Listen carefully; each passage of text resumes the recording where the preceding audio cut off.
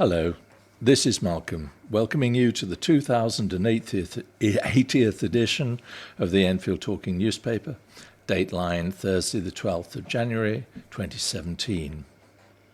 And the readers this week are me, Malcolm, Romany, Patricia and Katherin, with Jason on the controls. The editor was Phillip, and the production and distribution team is Phillip and Sandra.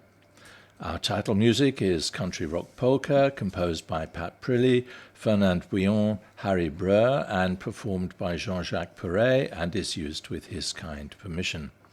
And the local news stories that we'll be reading come from our local newspapers, the Enfield Gazette and Advertiser and the Enfield Independent, and are their copyright.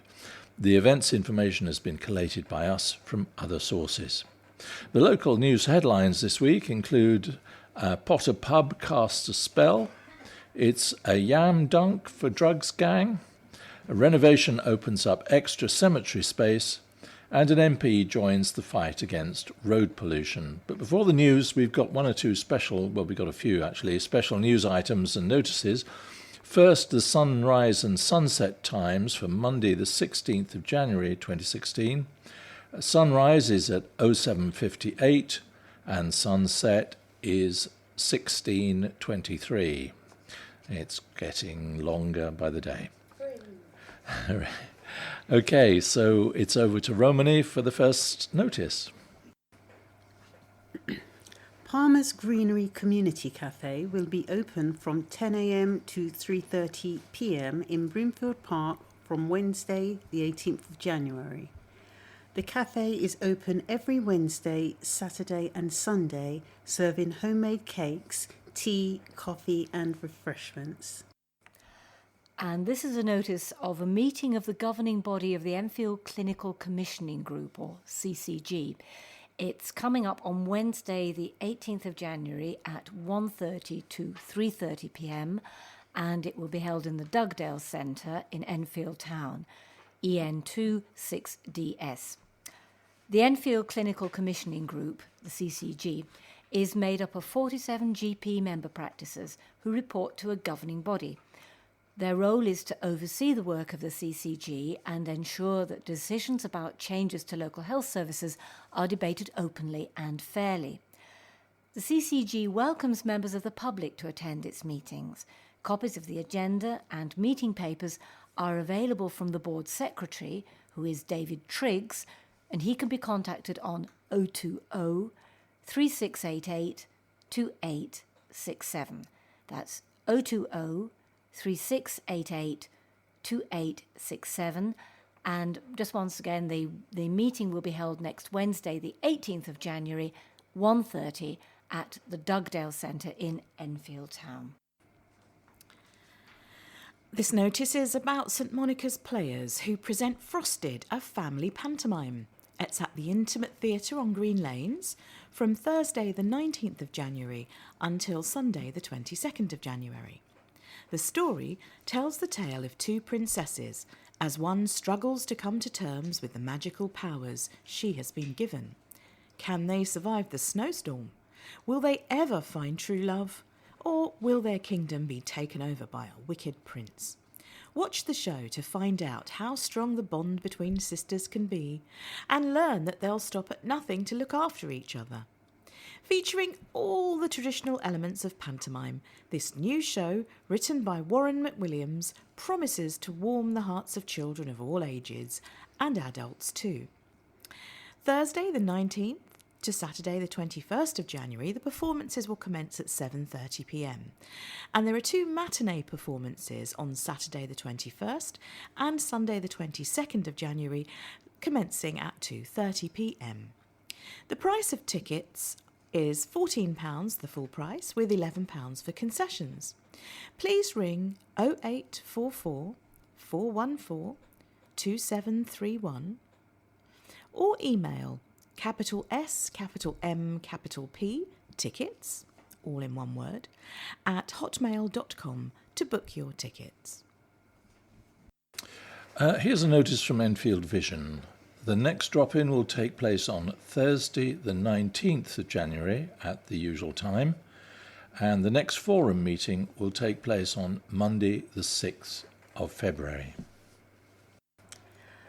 The Council's Overview and Scrutiny Committee will hold its budget meeting to review the Cabinet's budget proposals for the next year, in brackets 2017 to 18.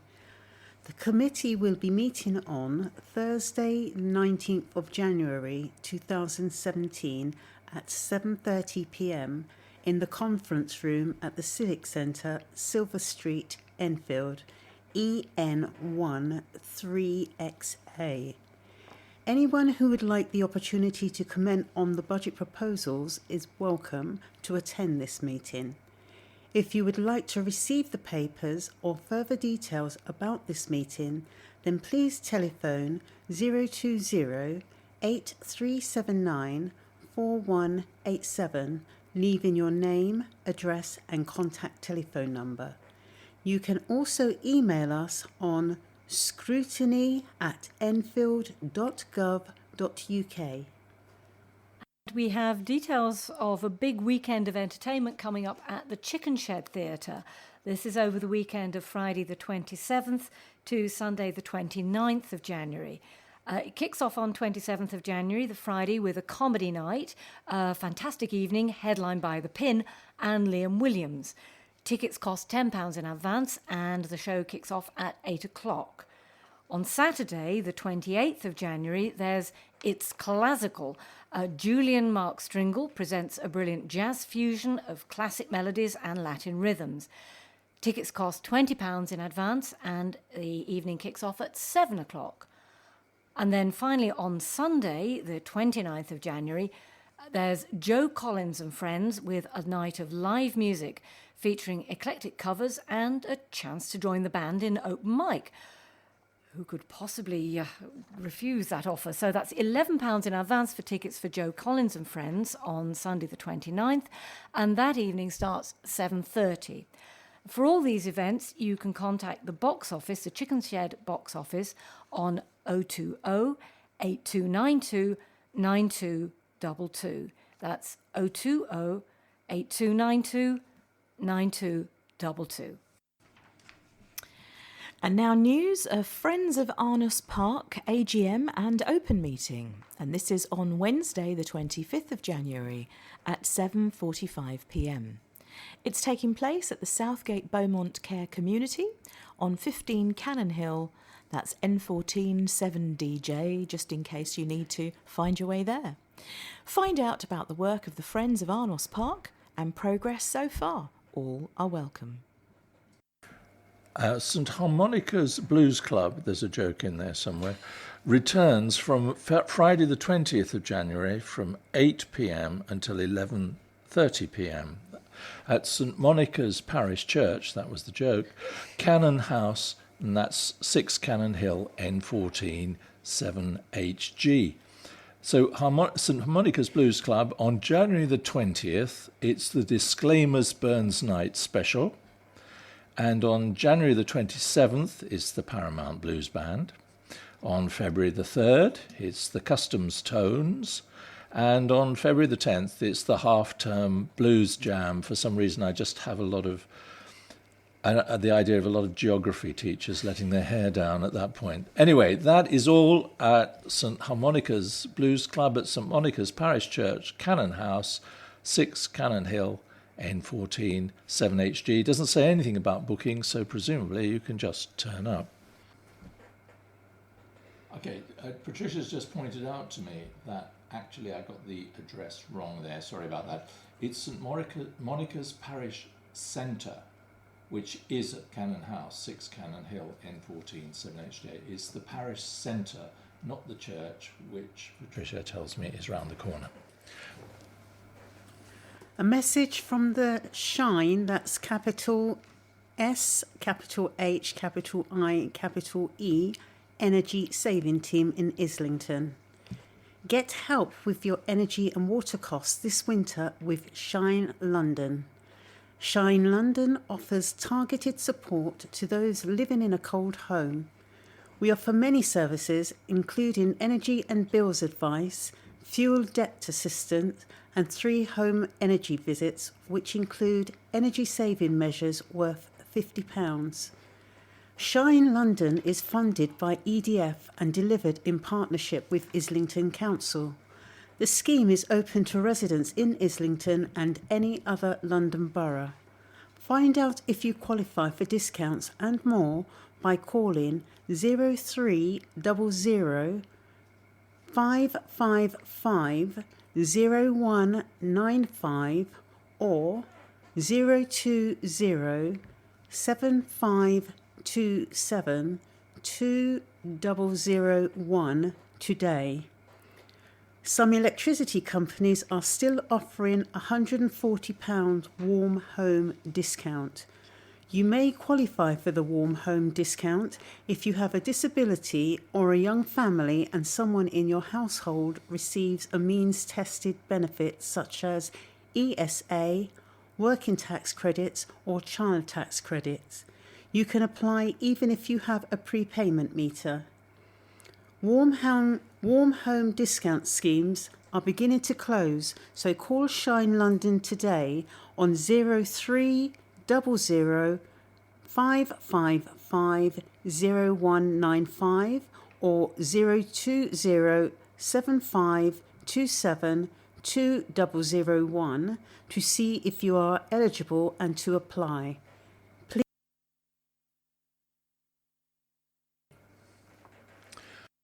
Thanks, Romany. So do get in touch with us to share your own news and special announcements. We love to hear from you.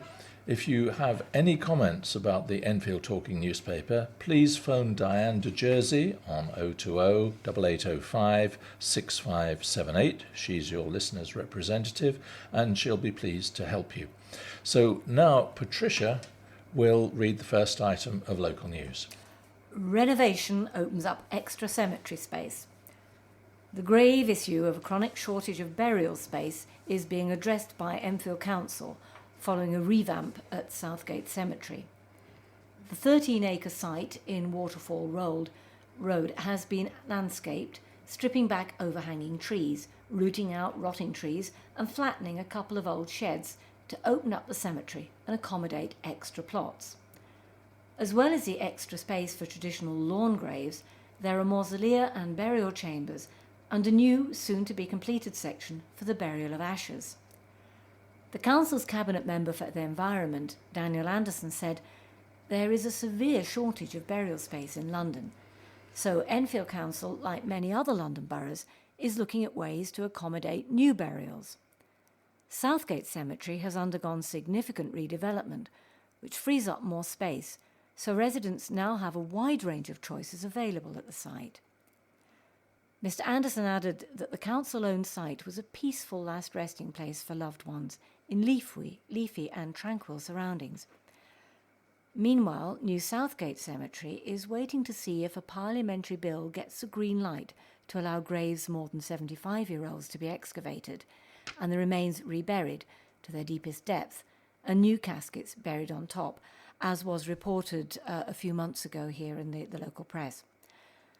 Otherwise, in 9 years' time, the cemetery in Brunswick Park Road, where many members of the Catholic, Cypriot and Caribbean communities are buried, and which is a main burial place for the Baha'i community, will be at capacity.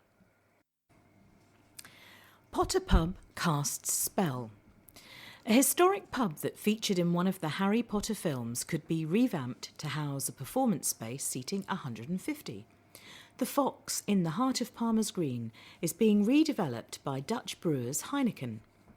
As well as updating the pub, the company wants to convert the car park into 30 flats and is in talks with community groups about the possibility of a new performance space to allow the Electric Mouse Comedy Club, dance classes and Torquay's Cinema Club to continue. The pub stands on the corner of Green Lanes and Fox Lane and was a two-storey building dating back to the 1800s. It was rebuilt in 1904 with the addition of a further floor and featured in Harry Potter and the Prisoner of Azkaban. An outline of the development plan is due to go on display at the end of the month, most likely at the pub, before any proposal is submitted to Enfield Council. Founder of the Torquay's Community Cinema, David Williamson, said, If Heineken can breathe new life into the place, that'll be great. We understand they want housing, 30 flats, but they are also listening to us and other groups about the need to continue and expand the Fox as a community space. We met and developed a wish list of what we would like to see the function room used for and the minimum size we would need, so we are feeling hopeful. This could be a great performance space for Enfield and London, a place for families, a nice pub, and much more. The Fox is registered as an ACV, which is Asset of Community Value, and any development must take into account its value to the community. The Comedy Club, Talkies Cinema, and the Vintage Blues Music Association regularly attract crowds of more than 100 people. A spokesman for Heineken said the company was involved in talks with the community and no plans had been submitted to the council to date. MP joins the fight against road pollution. An Enfield MP is lobbying the Mayor of London to extend the ultra-low emission zone from central London to the North Circular Road and help clean up the air for his constituents. The ultra-low emission zone will be introduced in 2019 and will require drivers of the oldest and dirtiest vehicles to pay a charge. Drivers that fail to meet the standards will pay a £12.50 fine, separate from the congestion charge. Initially, the charge zone was to cover central London, but under Sadiq Khan's new plans now, the subject of a under Sadiq Khan's new plans, now the subject of a public consultation, the ultra-low emission zone could stretch from the North Circular to the South Circular Road. David Burrows MP for Enfield Southgate said this issue is of great importance to my constituents, as many reside near the busy North Circular Road, which has some of the worst air quality levels in London. I will be pressing the Mayor to ensure that the proposals benefit Outer London, not only Central London. Research shows that the most deprived communities are on average exposed to 25% higher levels of air pollution. This is a matter of health inequalities, and my constituents should not be left out. The scheme is intended to act as an incentive to drivers to use cleaner vehicles or alternative transport to reduce the levels of nitrogen dioxide, a toxic gas produced by diesel vehicles. Currently, 9,000 premature deaths in the capital each year are attributable to the toxic chemicals in the air, according to information from the Mayor's office.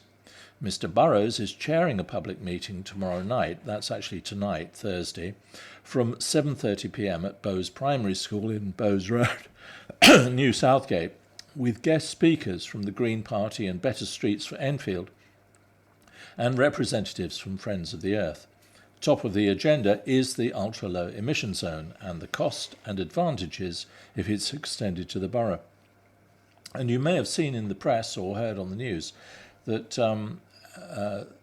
research indicates that the onset of dementia is higher in areas where people are experiencing lots of road pollution and congestion. So whether that's connected to emissions or not, I don't know, but that's another reason for ultra-low emissions. It's a yam dunk for drugs gang. A drugs gang caught smuggling cocaine and cannabis disguised as fruit and vegetables have been sentenced to more than 38 years in prison. Led by electrician Tarzio Heath, 24, from Enfield, and Ilford CEO Jarnail Singh, the gang all pleaded guilty to importing and supplying drugs offences. The smugglers dyed crack cocaine orange to look like pieces of dried papaya and hid cannabis in boxes of fake yams. Police discovered boxes containing bags of dried fruit labelled Fancy Island Mix, but found they contained 2 kilograms of crack cocaine rocks. The 5-man operation, including a painter and decorator, electrician and recording studio owner, were busted as part of a major police operation. Officers arrested the painter and decorator carrying the boxes of vegetables and later raided the North London home of another gang member where they found 33.8 kilograms of cannabis disguised as yams. The cannabis yams were hidden among real yams in the boxes. In April and May, Border Force officials at Gatwick Airport seized a 36-kilogram shipment of cannabis disguised as yams, as well as 40 kilograms of herbal cannabis. The police operation then led officers to a recording studio in Reading, where they found 1.8 kilograms of herbal cannabis. Detective Constable Katherin Pearson said, "This sophisticated crime network was regularly importing drugs into the UK disguised as food. The gang used encrypted mobile devices in a bid to frustrate any police investigation, but despite their efforts, we were still able to piece together enough evidence to leave them little choice other than to plead guilty at court." Last Tuesday, Singh, 39, of Clayhall Avenue, Ilford, was jailed for 19 years, while Heath was jailed for 7 years. Lewis Restrepo, 40, from Highbury, was also jailed for 7 years, while Donovan Bailey, 50, from Reading, was jailed for 2 years. Barrington Bennett, 58, a painter and decorator of no fixed abode, was sentenced on December the 2nd to 3 years and 9 months. Woman reports £7 million gold loss in Hatton Garden raid. A woman has told detectives continuing to investigate the Hatton Garden raid, masterminded by 2 Enfield men, that she lost £7 million in gold, taking the total value of the robbery to £21 million. The Metropolitan Police said the alleged victim had come forward in June last year after the conviction of 7 men for their roles in the raid. A police spokeswoman was unable to confirm the amount of property the victim claimed to have lost. However, she said detectives from the flying squad were looking into her claim. The woman has reportedly discovered that £7 million worth of gold has gone missing from her safe deposit box from the vault in Hatton Garden in central London. A Crown Prosecution Service spokesman said, "The CPS has informed the court and the relevant defendants that there is a victim of the Hatton Garden burglary who is claiming the loss of a substantial amount of property that did not form a part of the £14 million estimate put at the trial." Enfield men Terry Perkins, 68, of Heen Road, and 59-year-old Danny Jones of Park Avenue, Bush Hill Park, admitted their role in the audacious robbery of the Hatton Garden Safety Deposit Company over the Easter weekend of 2015 and were sentenced to 7 years in jail. A third of the haul is still missing. A third Enfield man, Hugh Doyle, 49, of Riverside Gardens, was convicted of concealing, converting or transferring criminal property after the burglary and was given a 21-month suspended prison sentence. He is appealing and awaiting a hearing date at the Court of Appeal in a bid to overturn his conviction. He was cleared of the more serious charge of conspiracy to conceal, convert or transfer criminal property by a jury at Woolwich Crown Court in January last year. Clampdown after begging sparks spate of complaints. Begging tops complaints when it comes to antisocial behaviour. More than 440 calls about the problem were recorded last year, according to a report which was considered by Enfield Council's Standing Crime Scrutiny Panel meeting last week. Police also recorded 205 instances on CCTV.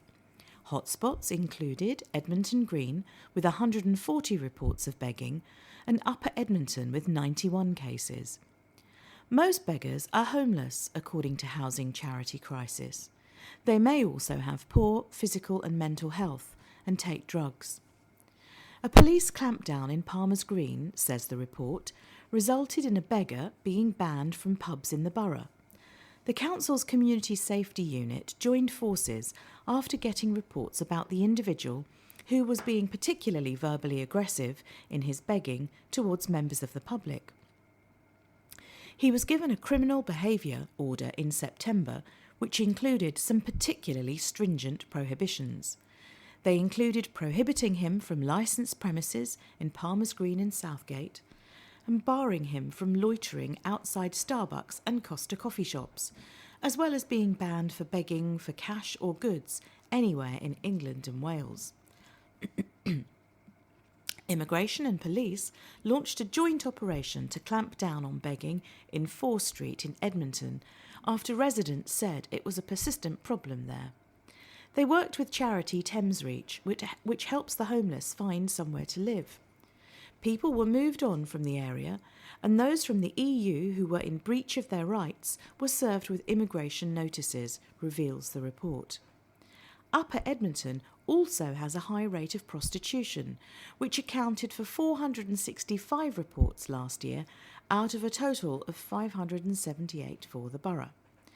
Many calls came from the Joyce Avenue estate, and the council joined forces with the police to patrol the area, removed disused bin sheds and cleared up condoms and litter, said the report. In Edmonton Green, there were 75 police calls and incidents recorded on CCTV. Prostitution is not illegal, but loitering or soliciting and curb crawling is against the law. The council said that many of the women stopped in Upper Edmonton for street prostitution were Romanians and Bulgarians. However, they told the authorities that they were only working for money, and the majority of women stopped have not been Class A drug users and refuse any offers of assistance to exit sex work or refuse offers of support stating they are not trafficked or coerced. Charity given £180,000 for day centre work. A charity dedicated to supporting elderly people who are deaf or deaf-blind has been given £180,000 to help boost its ambitious new project. The Jewish Deaf Association, JDA, was set up in 1951 to help elderly British Sign Language BSL users in the Jewish community by fighting isolation and providing education. Its new project, Aging Well Together, is a day centre that would help provide lip-reading classes, BSL training and social activities for the deaf and deaf-blind people living in the area. City Bridge Trust, the charitable arm of the City of London Corporation, has awarded the project a £180,000 grant to aid and expand its services. Brenda Stern, who uses the Jewish Deaf Association services, said everyone at JDA is thrilled to have received this award, which will go towards providing the day centre and support services. While JDA is here for everyone with hearing loss of all ages, all faiths, and at all stages of life, this grant will benefit its most vulnerable clients. Many of them are seriously and additionally disadvantaged by restricted mobility or learning difficulties, with some suffering from dementia. Without JDA's help, they would lead lonely, isolated lives, remaining marginalised and unable to access vital information, advice, services and support. Thanks to this grant, JDA can continue to make sure older deaf and deaf-blind clients remain happy, healthy and active, safe and secure in the knowledge that they will be loved and cared for right until the end of their lives. City Bridge Trust gives out $20 million a year to worthy causes in the capital.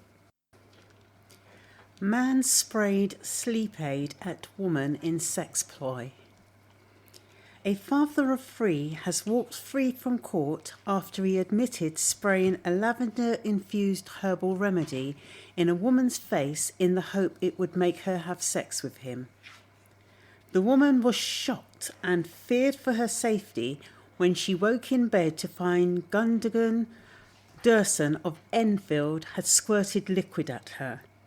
When she confronted him, the 47-year-old refused to say what was in the over-the-counter bottle, which turned out to be a natural sleep aid infused with lavender, vetiver and wild chamomile. Police brought charges against the Turkish national after the woman told her therapist about the incident last summer. During a hearing at the Old Bailey, Durson admitted common assault on the woman, who cannot be identified. The prosecution accepted the plea and said it would not go ahead with a charge of administering a substance with intent to stupefy and overpower to engage in sexual activity, which he denied. Dursan, who had no previous convictions, spent 11 days in jail ahead of the court case, as well as 17 days on a tagged curfew. He was handed a year-long community order with a 10-day rehabilitation activity requirement plus a victim surcharge of £85. Sentencing, Judge Stephen Kramer QC told him, "Had what you did been more serious, the court would have taken a different view, and a more serious view." Nick Wayne, prosecuting, said, "At about 9:30 a.m, the woman was in her bed sleeping and was awoken by a sensation of a liquid landing on her face. As she opened her eyes, she saw Mr. Dursan standing by her bed, and it seemed to her he was trying to conceal something in his hand. The woman was shocked at being woken in this way and asked, 'What are you doing?' And she could feel wetness on her mouth and smell a substance and feared for her safety." Dursan later told police he had bought and used the spray, but denied that he had put it directly in the woman's face. He admitted spraying the woman's pillow, but denied any malicious intentions, hoping only that she would have long time sleep, so she might have intercourse with me. Mr. Wayne said the product was freely available over the counter at chemists and was not the kind of substance that had any powerful hypnotizing effect. Jobless Dursan, who walks with a crutch, fled Turkey 17 years ago after being tortured by authorities for being the chairman of a Kurdish organisation, the court heard. He has since been granted indefinite leave to remain in the UK. Marie de Redman, defending, said he did not have any sinister intentions. It was perhaps not the most sensible thing to do. Deadline looms for applying to primary schools. Parents are being reminded to submit primary and nursery school applications by the end of this week for this year's intake. The deadline for admissions is Sunday, January the 15th. And Enfield Council is urging parents to submit their applications in time to try and avoid missing out on their first choice.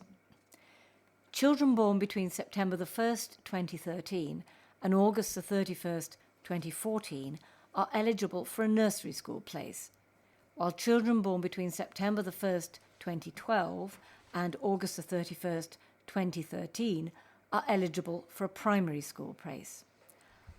Aifa Orhan, the Council's Cabinet Member for Education, Children's Services and Protection, said, "A truly fantastic 98% of our primary schools have been rated as good or outstanding by Ofsted, and it's understandable that parents want their children to go to a school of their choice.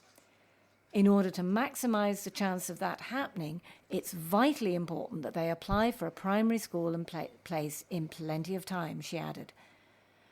For further advice about the application process or to apply online, visit www.enfield.gov.uk. Missing man's body found. The body of an Enfield man who had been missing for 2 days was found on open land close to a reservoir in Chinkford last week. Patrick Stokes was discovered off Folly Lane, close to Banbury Reservoir, at about 1:15 p.m. on Wednesday, shortly after his white pickup truck had been located nearby. The 55-year-old, pictured in the article, had last been seen at his home 2 days earlier. He failed to return after leaving to go to East London. His death is being treated as unexplained but not suspicious. Tempers boil over boiler. Tenant without heating for days. A woman living alone was forced to live without heating for almost 2 weeks. Jill Barclay, who lives in Briar Close, East Finchley, was due to get her boiler fixed on Friday, after Housing Association Home Group said it was the first available date. However, her daughter, Danny, who lives in Essex, has been campaigning on behalf of Mrs. Barclay and insisted the problem should have been solved days ago. She said it's just the same old thing with Home Group claiming to have had staff off and cancellations delaying them from getting to my mother's problem, which started on December the 27th. Winter is the time when more boilers fail than any other, so surely a housing association should be extra prepared for these periods of the year. Now, my mother's life has been unfairly disrupted, both by the discomfort of a failed boiler and having to sit through waiting for the repair workers to arrive. There were some missing words there. Danny, who also questioned why Home Group was not reinvesting its £44.2 million surplus from the previous financial year into bolstering their service for increased seasonal demand. According to Home Group, Mrs. Barclay's boiler required a new programmer part that needed to be delivered, and heaters were offered to her in the interim. Assistant Director of Customer Service, Andrea Thorne, said, "We work in partnership with regional maintenance contractors. Repair and service trends are monitored to ensure we have adequate resources available to achieve repair response times, which are determined by the nature of the repair and customer circumstances. These trends are used to shape repair appointments, including the provision of a 24/7, 365-day emergency repair service, which includes a 6-hour emergency response time. While we strive to deliver customer service excellence through robust contract monitoring, there may be an odd occasion where repair works are unable to be completed within response times, for example, where specific non-stock item materials need to be ordered. We reinvest any surplus back into the business to continue to improve and maintain properties and components." Electric heater warning. The London Fire Brigade is warning people to take care using electric heaters during this cold spell after the release of shocking figures. New figures released last week showed fires caused by electrical heaters were responsible for 7 deaths and 162 injuries over the past 5 years. With overnight temperatures set to plummet to below zero, firefighters are urging people to take extra care if using electrical heaters. Fires typically start when blankets and clothes are left too close to or on top of heaters, or heaters are placed too close to armchairs, sofas and beds. Cycling plans come under scrutiny again.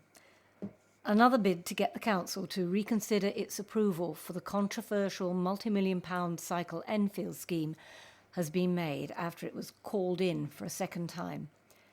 It was discussed at the meeting of Enfield Council's Overview and Scrutiny Committee on Tuesday, January the 10th. The Advertiser went to press before the outcome was known. The committee had the option of referring it back to Cabinet Member for Environment, Daniel Anderson, and giving him 14 working days to reconsider, or referring the matter to a full council meeting, or accepting the original decision. The call-in documents claimed there was insufficient consultation on options for the scheme in Enfield town and called for bike traffic to be moved away from the main highways. Meanwhile, those pressing for the decision to be re-examined claimed that just 43% of people who responded to the consultation in Hertford Road were in favour. They also criticised any predicted loss of on-street parking and did not accept that informal parking could be accommodated in side roads. At least 6 councillors signed call-in papers with the aim of forcing the council to put the scheme on hold while their objections were considered. In August, a High Court judge threw out an application for a judicial review by the Save Our Green Lanes group, which argued that the council's statement that the scheme would create a better Enfield for all was unfair and would worsen air quality. In September, the committee considered an earlier call-in by Conservative group leader Terry Neville, who said that more than 1,600 people opposed the scheme and argued that more time should have been spent considering their views. Mr. Anderson said a lot of work had been done on the scheme and the council had listened to concerns. At the time, The Overview and Scrutiny Committee upheld his decision. First female fire boss. London Fire Brigade has appointed its first ever female commissioner. Danny Cotton, currently the brigade's Director of Safety and Assurance, is an interim commissioner until a permanent replacement is selected. She said, "I'm looking forward to continuing all of the hard work on reducing fires and improving fire safety across the capital." Chairman of London Fire and Emergency Planning Authority, Fiona Twycross, said, "I think it is worth celebrating. In its 150th year, the brigade has been able to appoint the first woman fire commissioner." Revealed. Enfield among worst for hygiene ratings. Enfield is among the worst places in London for food hygiene in restaurants, a new study has revealed. North London boroughs like Enfield, Harrow and Brent are among the worst-ranking council districts in the UK, having some of the highest percentages of restaurants and cafes with low ratings. The study by Love My Vouchers ranked 360 council areas in England, Wales and Northern Ireland. Scores are given by investigators from the Food Standards Agency from 0, urgent improvement needed, to 5, very good, and can have a significant effect on a restaurant's business. Director of Love My Vouchers, Linda Firth, said, "People want to be sure they're spending their money wisely in restaurants and cafes who care about food safety."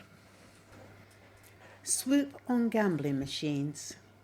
A string of suspected, unlicensed and illegal gaming machines have been seized as part of a borough-wide clampdown on illegal gambling. Police, customs officers, the Gambling Commission and Enfield Council's Licensing Enforcement Department teamed up in a combined operation. They swooped on 7 premises and seized 11 gaming machines, which are believed to be illegal. The Council's Cabinet Member for the Environment, Daniel Anderson, said, "The Gambling Commission made us aware of the links between unlicensed betting terminals and organised crime, and we are doing our bit to fight this as well as tackling the scourge of gambling, addiction in this borough." The machines were seized from unlicensed social clubs and 1 restaurant, rather than from regulated gaming establishments. It is currently unknown how much money is in the machines, and their respective owners have 28 days to come forward to prove they are not illegal. Headlines which are longer than the story. And now we start a short round of sports news. Rally driver, the real deal after victory. An Enfield rally driver secured a class win at the Rockingham Stages Rally at the weekend. Chris Deal from Edmonton co-drives along with Richard Warne, and the pair picked up the trophy for first position in the class for the cars of up to 2000cc and finished 8th overall. The event, which took place near Corby, had 6 time-to-the-second speed tests, totalling 53 roads. Sarries confirm the signing of Williams. Saracens have confirmed that Welsh international back Liam Williams will join them at the start of next season. Williams, who can play either at full-back or on the wing and has won 38 caps for Wales, has signed a 3-year deal with the reigning English and European champions and will move to Sarries from the Scarlets in the summer. Liam's arrival at Allianz Park next season is fantastic news, said Saracens Director of Rugby Mark McCall. He is only 25 years old and has his best years in rugby ahead of him. Liam is arguably one of the most talented backs in Europe, so to have secured his signing is a real coup for the club. We'll look forward to welcoming him in the summer. Williams, who has made 100 appearances for the Scarlets and is likely to play against Sarries when the 2 sides meet in the European Champions Cup this weekend, is relishing the prospect of playing in the Premiership next season. He said, "I'm really excited about joining Saracens and having the opportunity to challenge myself in the Aviva Premiership. The club's reputation speaks for itself, and I'm looking forward to the next chapter of my career." And now some football. 10-man Towners battle to AFC Sudbury home win. Enfield Town overcomes setback of Livings' sending off. Enfield Town survived going down to 10 men to see off AFC Sudbury 1-0 at the Queen Elizabeth Stadium in the Ryman Premier League on Saturday. The hosts had a good deal of fluidity in their early play, with Nathan Livings having the first shot of the game, but he fired his effort narrowly over the bar. Town took the lead within 14 minutes when a Billy Crook free kick eluded a cluster of players with Mark Kirkby on hand to turn it back into the box for Tyler Campbell to fire a low finish past the diving goalkeeper Marcus Graham. The first half then became increasingly one-way traffic when a great cross by John Muliba had Harry Ottaway sliding in at the back post, but he couldn't quite divert the ball into the net. Graham had to make a good save from Ricky Gabriel as Town kept up the pressure, but the complexion of the game changed completely when Livings received a straight red card for a dangerous challenge on Jack Wilkinson after 38 minutes of the contest. With an extra man at their advantage, Suds' Sam Bentic curled a fine effort against the outside of the woodwork for their best effort of the half just before the break. In the second half, with Town looking to make the game safe, Campbell scuffed a shot wide before keeper Nathan MacDonald got down well to push a free kick from Dylan Williams round the post. But Enfield continued with their chances when Graham parried a Mickey Parcel effort and Kirby headed a crook corner just wide. Ottaway could have scored a second, but he fired across the goal from an acute angle in the 73rd minute. Sudbury continued to use the full width of the pitch, with the hosts switching to a more defensive formation in an effort to secure the 3 points. The visitors wanted to make the extra man count, and Craig Parker-Bantic and James Baker failed to capitalise on their chances to score. And the Towners even had some opportunities of their own through Shulton and Parcell before MacDonald made an important reaction save to keep out a Luke Callender header. That was as good as it got for Sudbury, and despite a huge chunk of added time, Town held on for a vital win to keep in touch with the playoff spots. Enfield currently sits 6th in the table, 2 points behind 5th-placed Leiston, and will face Bognor Regis Town on Saturday, kicking off at 3 p.m. Barker's delight at setting new record.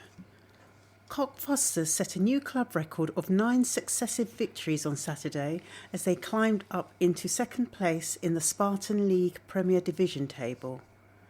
Crawley Green became the latest side to fall victim to informed Cockfosters as goals from Ianis Varoufakis, his 20th of the season, and Bobby Sears gave the hosts a 2-0 win, which saw them climb a point above Hertford Town into second place in the table, although Hertford had 3 games in hand. In addition to breaking the club record for successive wins, the match also saw Cockfosters keep their 6th clean sheet in a row, and manager Dean Barker is understandably thrilled with the efforts of his players. The run just keeps on going, and it's great to set a new club record, he said. Although we dominated the game, we were probably a bit lucky to get the win in the end. We took the lead but couldn't make the game safe and kept on missing chances, and then Crawley were awarded a penalty in the last minute. But our keeper, Austin Byfield, saved the penalty and we went straight up the other end and scored the second. It's a huge credit to Austin and the whole team that we've kept so many clean sheets, but I want to pay tribute to our goalkeeping coach, Chris Stead. He works really hard with Austin and is one of the unsung heroes at the club. Barker added, there is still plenty to play for and we're just enjoying the ride. Since we came to the club, we've got further than Cockfosters have ever been in the FA Cup and FA Vase, and have got most points the club have ever achieved at Step 5 when we got 67 last year. Hopefully we'll be able to beat that total again this time around. This group of players will go down in Cockfosters history, but nothing is won in January, and it's important that they keep their feet on the ground. A trip to Oxyjets on this Saturday at 3 p.m. And finally, I have a couple of short rugby union reports. Firstly, Saracens, who displayed great resilience to snatch a 13-13 draw at home to Exeter in the Aviva Premiership on Saturday, despite playing with 14 men for most of the match. Just 10 minutes had been played when Richard Barrington saw red after hitting Exeter lock Jeff Parling in the head with his shoulder during a collision, while skipper Brad Barrett was lucky to escape without punishment for what appeared to be a worse challenge in the same incident. Sarries appeared to be heading for a rare defeat when they trailed 10-3 at the interval, but they fought back superbly in the second half and deservedly managed to escape with a draw. Titi Lamoncitele scored their only try, while Alex Lozowski adding a conversion and 2 penalties. Meanwhile, Enfield Ignatians endured a day to forget on Saturday as they were beaten 62-3 at HAC in London Division 2 North West. Ignatians struggled throughout the match, and their task was made harder by the 14th minute dismissal of lock Frank Antwi after just 16 minutes. Jake Bates did slot over a penalty for the visitors, but free-running HAC capitalised on their numerical superiority to open up a 34-3 lead by the interval. The same pattern continued in the second half, with the hosts' superior pace and power enabling them to complete an eight-try rout as they maintained their push for promotion. And now some letters to your local newspapers. This first is from Teresa Budry from the Royal College of Nursing, Eastern Region, and it's got a title, Nurses Deserve More. The Royal College of Nursing is asking your readers to sign a petition, www.rcn.org.uk/nursing counts, demanding an end to the 1% pay cap on nurses. There are currently 24,000 nurse vacancies across the UK, including many in the Eastern region. Our NHS is already struggling to cope with hospital bed shortages, long waiting times, and understaffed wards.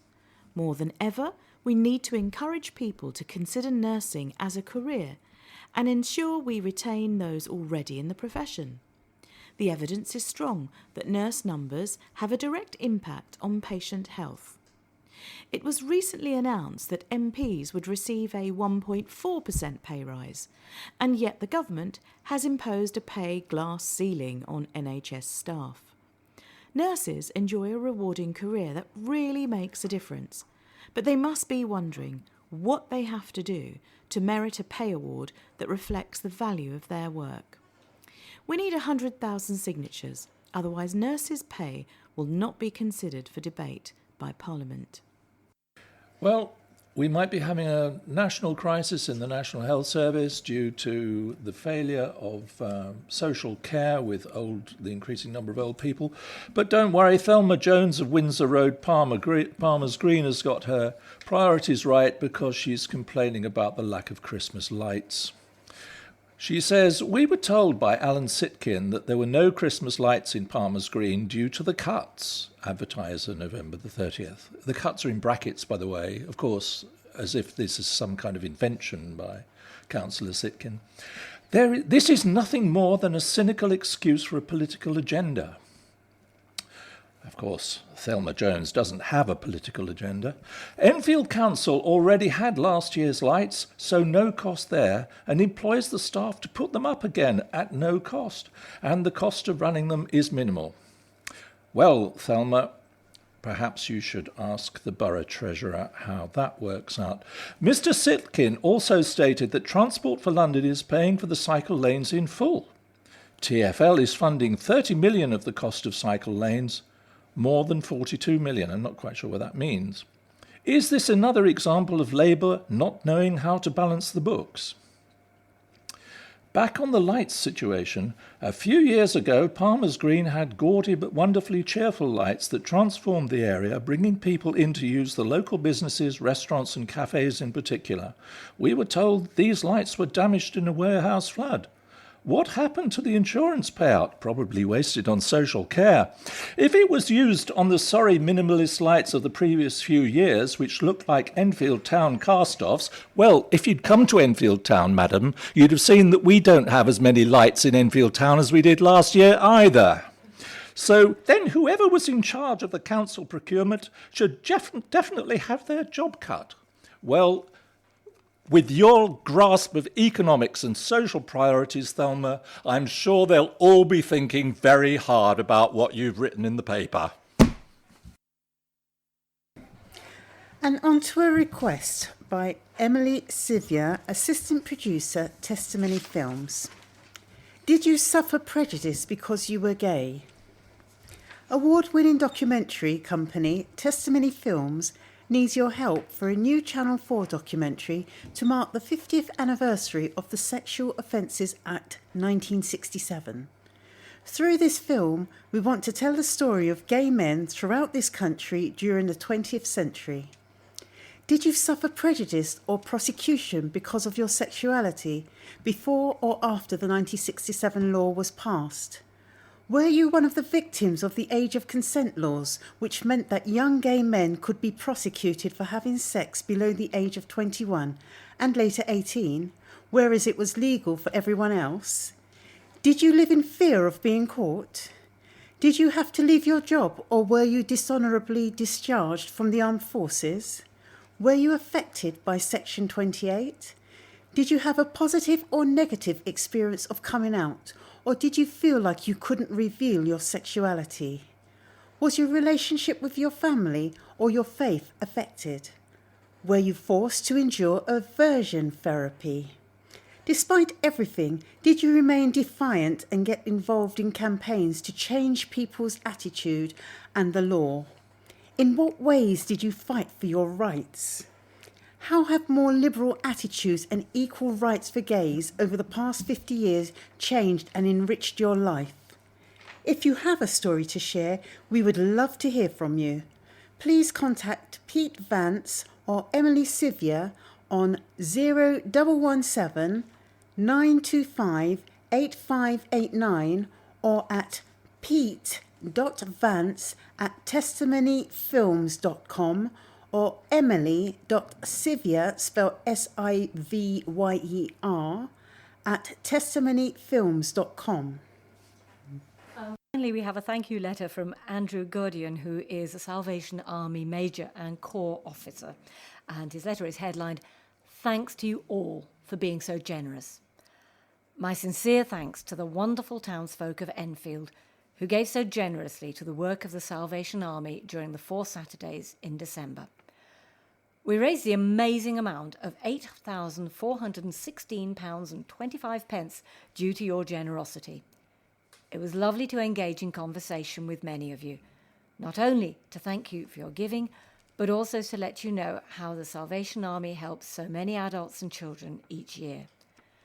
Of course, our work continues throughout the year, and what you generous folks have given will fund our activities throughout 2017.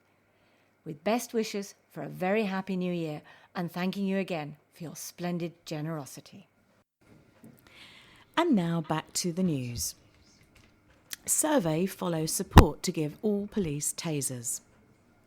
All members of the Metropolitan Police Federation, which is similar to a trade union for police officers, have been asked whether they want to be armed to carry a gun or a taser. Last year, Scotland Yard announced plans to increase the number of firearms officers in the capital by 600 in the wake of the Paris terrorist attacks in November 2015. Nationally, the number of armed police is going up by 1,500. Chairman of the Federation, Ken Marsh, said, "We are not an armed force. We never have been. But the terrorism threat in London is constant, and our officers must be vigilant and able to deal swiftly with any scenarios. We are moving closer by arming 600 more officers, and I think it is only fair we ask our colleagues who go out there on a daily basis what they want."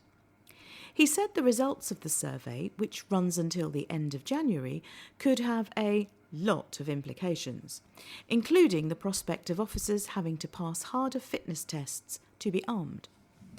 The survey will ask officers whether the thought of carrying a gun would make them leave the job.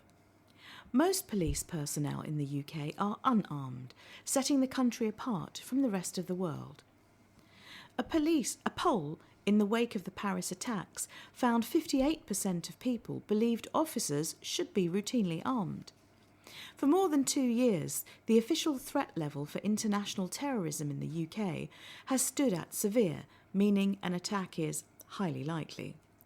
Scotland Yard said the survey was not being carried out on behalf of or in partnership with the force. A Scotland Yard spokesman said, "The position of the Met and the Commissioner is clear. We are proud to maintain the tradition where police in this country are not routinely armed. The routine arming of the Metropolitan Police is not supported. About 92% of the service is unarmed, and armed policing is delivered by highly trained specialist units. There is no plan to seek to change this." And here's another aspect of the Metropolitan Police. We foot the bill as police put the wrong fuel in cars. The Metropolitan Police squandered over £20,000 of taxpayer cash by putting the wrong fuel in their squad cars. The fuel flap of every police car shows whether it takes diesel or petrol. But careless officers still filled cars with the wrong fuel 60 times in 2015. The blunder cost the Met £23,410 to recover the vehicles and refill the fuel tanks. In 2016, the same mistake was made, but this time just 46 times at a cost of £14,220. That would have paid for Thelma's lights.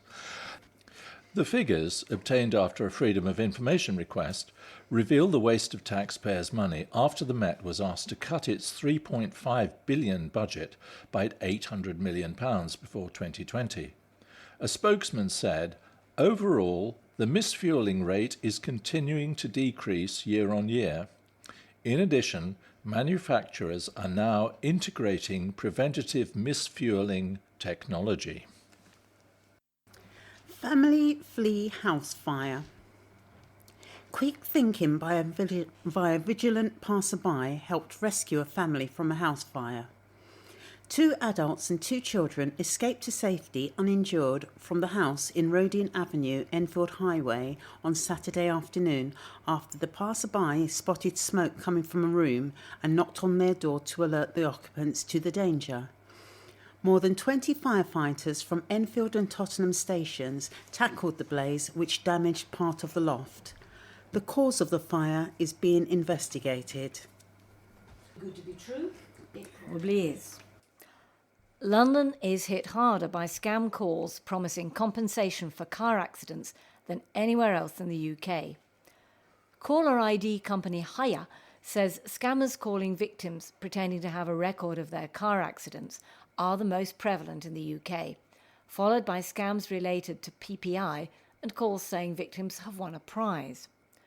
Car accident scams grew by 84% across the year, peaking in October, while PPI scams grew by 81%. The UK is the worst country in Europe for nuisance calls, with UK numbers receiving 13% of all scam calls in the continent. Hire CEO Alex Algard said, "Defrauding people is big business, which is why the number of scam calls continues to grow." Casey is hoping her songs will be the making of a star.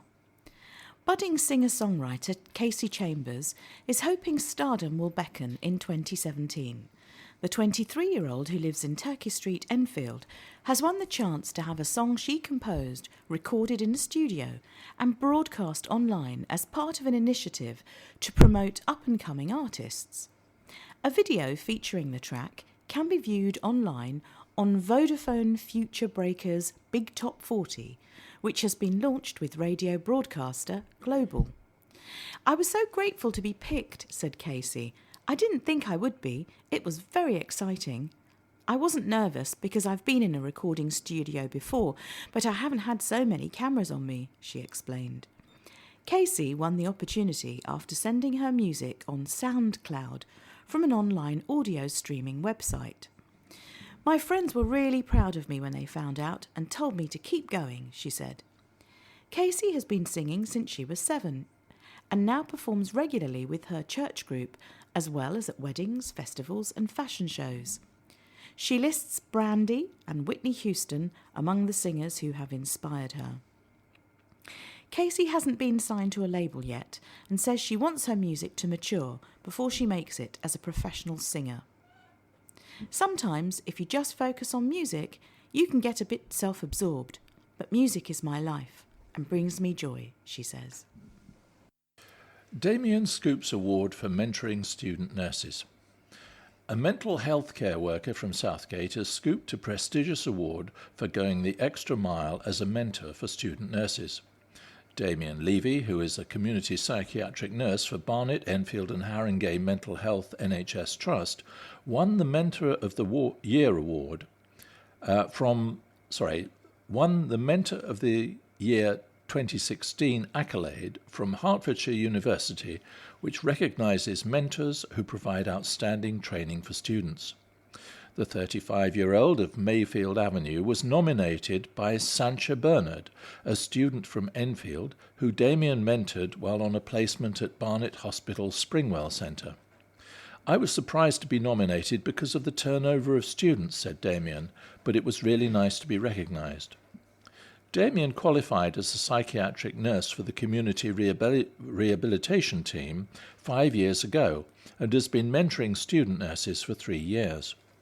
While on placement, they help Damien with home visits and medicine management and learn how to rehabilitate patients with mental health conditions back into the community. I love mentoring, said Damien. It's amazing to be able to pass on skills and knowledge and give support to the next generation of nurses.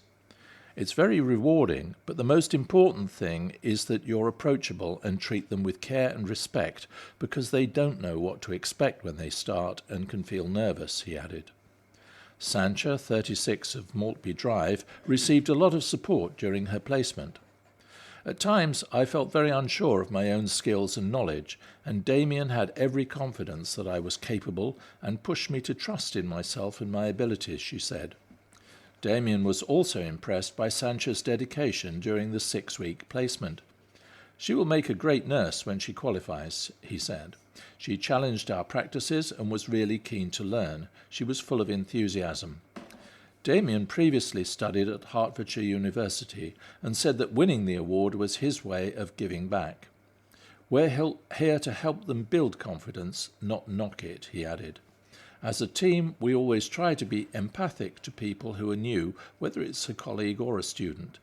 I don't think it takes a lot to be a good mentor, but what really stands out to me is the importance of sharing your time and giving trainees confidence to do the role well. £400 boost for church's homeless shelter. Pupils and parents helped give a homeless shelter a £400 boost by raising cash at a school concert. The money was raised for St Alfred's Church in Edmonton. It is the 3rd year the church in Hertford Road has opened its doors to offer 12 bed spaces a night for homeless people during the winter months. Vicar Michael Childs and volunteer coordinator Sue Johnson are pictured, and this is next to the picture, being presented with a cheque for £400 by 2 pupils at Cuckoo Hall Academy in Cuckoo Hall Lane alongside head teacher Sharon Armett following the school's Christmas concert fundraiser. The shelter, which is coordinated by the All People, All Places charity, offers a bed for the night and laundry, clothing and washing facilities and showers, as well as breakfast and dinner. The Reverend Charles said, "We are very grateful to the children, parents and staff at Cuckoo Hall who raised this brilliant sum. Every night we look at our homeless guests and realise how frighteningly easy it is for circumstances to go against you and how difficult it can be to bounce back." Mrs. Armett said, "Cuckoo Hall parents dug deep into their pockets to show how passionate they are about supporting this wonderful initiative. Mr. Childs and his volunteers are providing an essential service to people who have fallen on difficult times." School hails new nursery. A new nursery has opened at a primary school, providing 60 much-needed places for youngsters. Hazelwood Nursery has been built within the existing school and children's centre in Hazelwood Lane, Palmer's Green, and offers 30 morning and 30 afternoon places for 3 and 4-year-olds. It's hoped that the borough's newest nursery will plug the gap and help ease the shortage of places in the area. The nursery had a special celebration when it was officially opened by Diana Weston, Enfield Council's Head of Service for Early Years. The Council's Cabinet Member for Education, Children's Services and Protection, Aifa Orhan, said, "This new nursery is set to create excellent conditions for teaching and learning for both staff and pupils." Every borough in London is facing huge pressure on school places, and we have been working incredibly hard with the schools in Enfield to meet the significant need for primary school places in the borough, and our £110 million school expansion programme will provide more new places for children in this area, in which they are most needed, by 2018. We have a long-term commitment to improve facilities and provide extra school places in the areas where they're most needed. Our plans are to build more schools in the coming years, and we are determined to provide enough primary school places across Enfield to give parents a better chance of getting to a school close to where they live. The Hazelwood Nursery offers a mixture of full-time and part-time places, and the school's head teacher, Nikki Ross, said, "We're really proud of our new nursery provision." The children have settled well. They are very happy in the school nursery environment and are already making really good progress. We have a great early years team, and they provide excellent provision for our local community. Well, we've reached the end of our programme for this week. Thank you for listening. And so from the team of me, Malcolm, Romany, Patricia, Katherin and Jason on the controls, it's goodbye. And please remember to turn over the address label in your postal packet, put the memory stick into the packet and return it to us as soon as possible in readiness for the next edition. And don't forget, you can call Diane de Jersey regarding any help you may require in connection with Enfield Talking Newspaper or to complain about the remarks I've been making on 020 8805 6578. That's 020 8805 6578. Coming up next, the latest news and information from the Greater London area from Infosound.